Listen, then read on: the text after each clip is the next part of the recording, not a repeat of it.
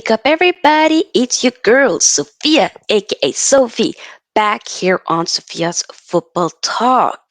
As we are going to be, or me at least, will be showcasing, sharing my prediction for the FIFA Women's World Cup round of 16 or last of 16, if you will. We've had, some really good group stage games. So far, I've been utterly entertained in this World Cup. Lord have mercy. Like, I really enjoyed the Qatar World Cup and, for the men's back in November, December. And here we have the summer one which Australia and New Zealand is hosting, and I'm enjoying it for sure. Yes, yes, yes. Before I fully dive into, the teams that I think will advance and go into the quarterfinal and whatnot, make sure you, of course, subscribe to the channel and give this video here a big thumbs up. Also, follow me on Spotify. Finally, decided to post some audios for those of you who prefer that. So link will be in the description box and feel free to join the SFT membership. Link will also be in the description box. But yeah, let's dive in. Let's get into the nitty gritty and make sure you also let me know your thoughts at the end of the video with your comments below. But yeah, so these are the teams that have obviously progressed and advanced into the round of 16. But what will our prediction be? Who will get into the quarterfinal? Let's see. First up, we have, you know, my team, Norway. As I do, some of you guys know, I live here, born and raised here in Norway. I've been doing Norway content throughout this whole tournament, watch alongs, match reactions. So the first game is going to be Norway versus Japan. And Norway did have a pretty rocky start and whatnot. But hey, they could potentially do it. You never actually know. They could potentially be able to do it. But even though they slapped the Philippines at the end of that game, we did have controversy and whatnot with one of our star players, Caroline Graham Hansen, coming out with some comments after the Switzerland game, which was the second game. We still managed to finish off with a bang. Yes, yes, pun intended. And then Japan on their side, they basically slapped up Spain, who did progress in their group. So Japan, finished first in their group, while we finished second in our group, with Switzerland being on top. So that's the reason why we're facing Japan. I probably would say maybe a lot of people would potentially think Japan would be big favorites for this game. I might maybe also have to agree, but I still would think and I still want to back Norway and think, hey, we can do it. What we have to do, which we did with the Philippines game, work on the crosses. Keep going at it with the crosses. That's a part of our game. We got some good players, good with the head. Keep utilizing that, okay? Sometimes you gotta just use what your mama gave you. You know what I'm saying? And that's what we have to do.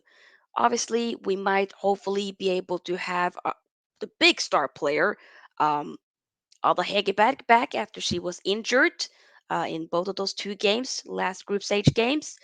But with Sofia Roman Hauge, the Roma striker who scored a hat trick in the Philippines game, she would definitely deserve to get a start again.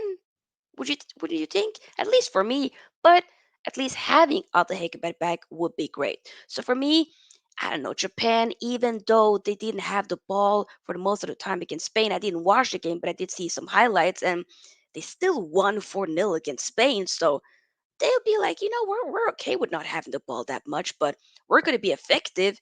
So that's what we need to focus on.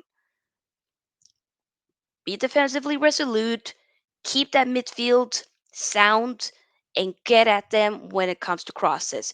That's why I'm going to say Norway probably, hopefully, will advance and go into the quarterfinal. I'm going to predict that.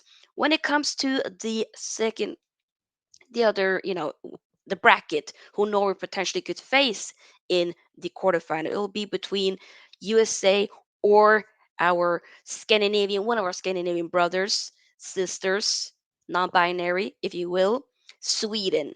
Sweden, they've been on it, while USA, on the other hand, barely scraped through at the end there on their final group stage game. But USA definitely is a big favorites for sure. Don't get it twisted. They are about to get another, a three-peat. Essentially, is what they're trying to do. But I feel like Sweden can definitely be. They can do an upset. I have a feeling that Sweden could do something. Maybe we'll see another one of the bigger nations getting a sad little exit. That's why I'm gonna say I think it's gonna be Sweden going through. I just have a feeling.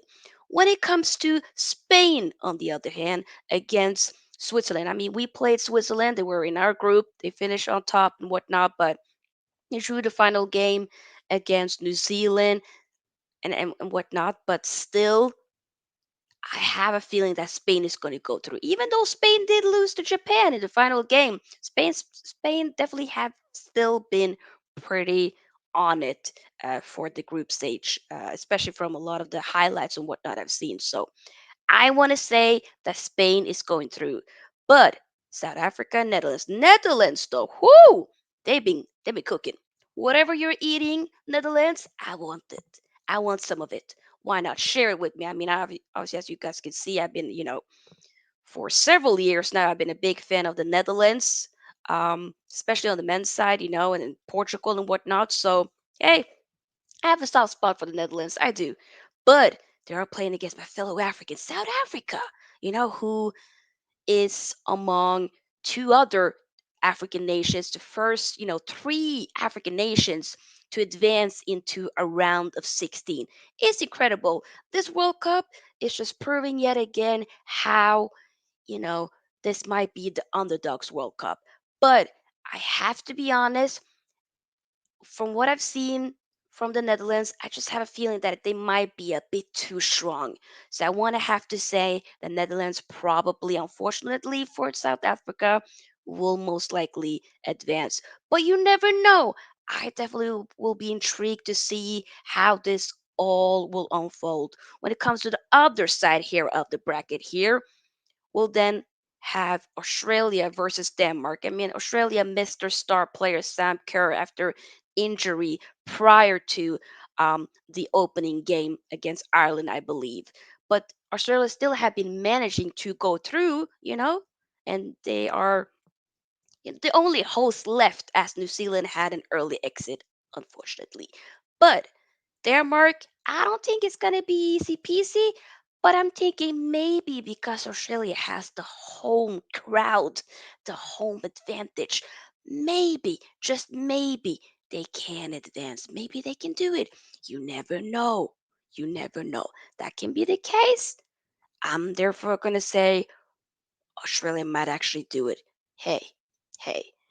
And then France, Morocco, which, whew, Morocco, yo, they have this is their first World Cup, okay, in the women's side. The men broke, barriers. They made history in the men's World Cup with finally becoming the first African team to reach a semifinal. And now with Morocco making more history on the women's side with the women's even qualifying to a women's World Cup, but also then okay, scoring their first goal, winning not just one, but two games. Okay, they got smacked up by freaking Germany in the first opening game. You were thinking, ooh, this might be a long day. This might be a long tournament here, or maybe a short one because they might probably get, you know, a sad little exit. But no, that was not the case. It was actually Germany getting an exit early, shocking exit, while Morocco on their side was able to finish second in their group with Colombia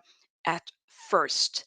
So now Morocco is about to, face France, which, what I feel like, not to make this political, but I think we have to because something just clicked for me while I was talking now for a second. Morocco do have a first women, okay, one player that's wearing a hijab, okay, playing in a FIFA Women's World Cup, on a pro level, right? And we do know that France do have a very strict and outrageous law when it comes to wearing the hijab. Like there's a disgusting ban going on there. So the fact that Morocco now is going to be facing France, I don't know. Now that I'm just clocking it, maybe this could be a story of Morocco doing the unthinkable. I hope Morocco, not just because, even though I do like, the France football team, not necessarily France as a nation, but the France football team, I do like what they've been doing. They've been a little bit shaky at the beginning, but they finish off very strongly with the bang as well. But Morocco, they've been the underdogs, but they've showcased that, yo, we can be a force to be reckoned with. It's not the most pretty and most, technically gifted football, but they have something there. And if their margins is there, if the luck is there on their side, you never know. I hope they can do it. I would love to see my fellow Africans going as far as possible. But I do have to be honest. I do, however, think that if we're going to keep it 100, France probably will be a bit too strong and will advance. That is just my opinion. But I hope that Morocco could do something because it's a beautiful story, and I would love to see how far they could go because it's inspiring so many people. Like I said, when you go back to the Nohaila Benzina, who is the first player to wear the hijab in a women's Pro FIFA tournament, right? It opens so many doors for so many young girls out there to think if she can do it, I can do it as well. Okay, I can still be practicing my faith, but also do another thing that I love, which is playing football or play any type of sport. It opens the door and it breaking so many barriers. So I hope that this can just, you know, keep progressing. So yeah, that's what I want to say with that. When it comes to England versus Nigeria, which I think is going to be a very good game, I want to try to do a watch along for that game before I head off to work. But yeah, England though, they've had a little bit of shaky start. They've still been able to win their games. It's just been in a more scrappy matter. Even though their final game, they were able to do the bits. I believe that might have been against Vietnam or China, one or the other Asian countries. But they did their thing. They showed up. They did their thing. And wow, wow, wow, wow, wow, wow. Especially with Lauren James getting her, being back to back player of the match. I mean, she is bossing, okay? She is an incredible football player. You just have to put your hands up and be like, yo, the fact that she used to play for Man United, okay? When Man United first created their women's football team back in 2018, and now I'm just like, why did we really messed it up? I mean, obviously you're going back to your childhood club, Chelsea. I get it, but we had a baller and we messed it up. But hey, I digress. Even though England have been missing, Leah Williamson and Beth Mead due to, of course, injuries and whatnot, they still have been able to go through. And they're going to be facing Nigeria, who, hey, they're also kicking about. They're doing their thing. But I would love to see Nigeria go through, though. I think that would be incredible. Even though I ain't got a problem with England, I think Lionesses, they dope, they cool or whatever. But I wouldn't mind Nigeria going through, in my opinion. Just the vibes, for the culture, for the culture. Why not? Why not? But I feel like England might just have they'll edge it essentially. But I think it's gonna be a cracking game. You never know; it could be an upset. So I could be completely wrong, and I hope I will be wrong in a way, because that would be dope. But I feel like they will probably go through. When it comes to the final game, Colombia versus Jamaica, I've been watching a lot of the games for, Colombia and Jamaica, for both of those games within the last and final group, which is Group H. They had, of course, Morocco and Germany in that group as well. But yo, yo. It's gonna be a good game. It's gonna be a good game. I mean, Colombia with star player Linda Casado, 18-year-old Real Madrid player, okay? 3 years ago when she was 15, she had ovarian cancer, okay? And now, I mean, cancer free, freaking hell. bless her heart. She helps, she's helping a lot of people out there on and off the pitch, being an inspiration. She can do it, y'all can do it as well. Big up to her. And for the fact that prior to maybe one of the opening games, she did collapse, have, due to stress, anxiousness, which is, hey, I've been there. I get how it is where you can feel, anxious, you can have panics and whatnot. So big up to her for, you know, going through that, and being able to still be here and helping out her team to advance to the round of 16. Big up to her. The team, I've been very impressed with the football they played, even though they lost to Morocco in the final game. They had enough. They were able to go through. When it comes to Jamaica, though, they final game against Brazil, believe it ended 0-0, but Brazil just it wasn't enough. Sadly, Marta, the boss, the goat, okay?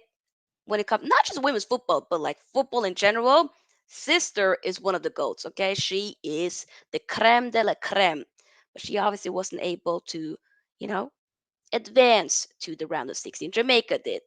Um, and sadly, it is Marta's final World Cup, but hey, it was very lovely to see, at least from the highlights, the last little encounter between Marta and Khadija Shaw, which is one of the probably the star player for Jamaica, having a little moment. You see basically the older generation, giving the baton to the newer generation. So a Marta, giving some words of wisdom to a Khadija who is now taking her team Jamaica to a, you know, through through the welcome. They've had some upset with having to have a GoFundMe page to even get to the World Cup and whatnot. So it's just with basically when I say that, that's because of them not be really being fully backed by the Jamaican Federation, Federation. I mean, so it's amazing to see that look how far you can go if you just really put in a little bit more effort into investing into women's football. We be seeing stories like this. Incredible. Okay. Helping out a lot of women out there who just wants to also be able to play the beautiful game which we all call football. But I say this to say when it comes to the final game, I think Jamaica might do it. I think Jamaica might do. But regardless, it's gonna be a cracking game. And I'm all for it. I'm definitely very excited. I'm gonna see if I'll be able to do a watch along for that one. Probably because I think it's gonna be a very good game. So yeah, that's basically my, prediction for the round of 16, who will be, qualifying to the quarterfinal and whatnot. But I do, of course, want to hear your thoughts on who you think will be qualifying. How do you think the game will unfold, will conclude, and whatnot? Make sure you give me your thoughts about that in the comment section. Of course, also give this video a big thumbs up if you haven't already, because the more likes we get, the more we're able to push the video out there for more people to see. Like I said, we are on Spotify. So if you do prefer listening to an audio and whatnot, make sure you do check that in the description box. Also follow, and if you do want to join the SFT membership, link is in the description box. Subscribe. We are on the road to 3K subscribers. Let's do it. And I'll see you guys in the next video, which will be the watch along for Japan versus Norway. Kom igen Norge. Let's go. See you guys soon. Bye bye.